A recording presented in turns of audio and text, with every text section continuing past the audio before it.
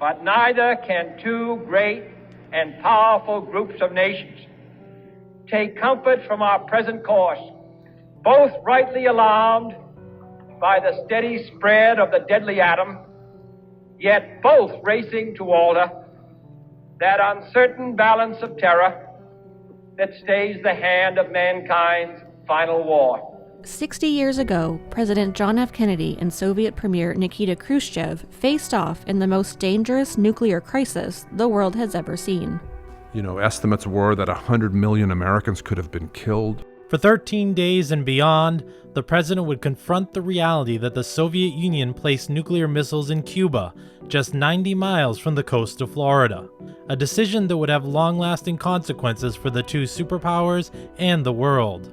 Each of these missiles, in short, is capable of striking Washington, D.C., the Panama Canal, Cape Canaveral, Mexico City. For Khrushchev, putting missiles in Cuba was a response to U.S. rockets already in Europe.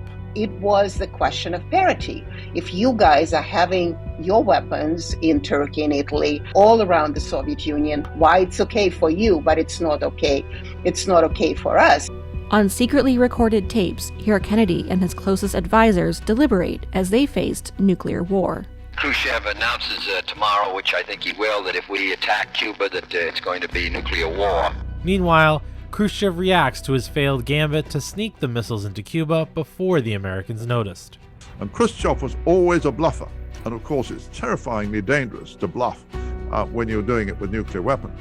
Both leaders try to keep their coalitions together, knowing the slightest misstep could result in death on a scale no one had ever seen. I believe both Kennedy and Khrushchev were genuinely frightened themselves. He understood that even though he was president of the United States, the most powerful leader in the world, there was a lot that he didn't know and couldn't control. Today, we are still living in the shadow of the lessons of history.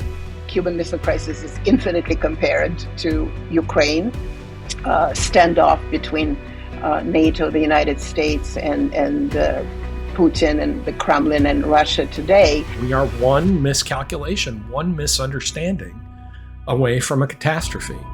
Listen to Atomic Gambit, the Cuban Missile Crisis 60 years later, starting October 13th.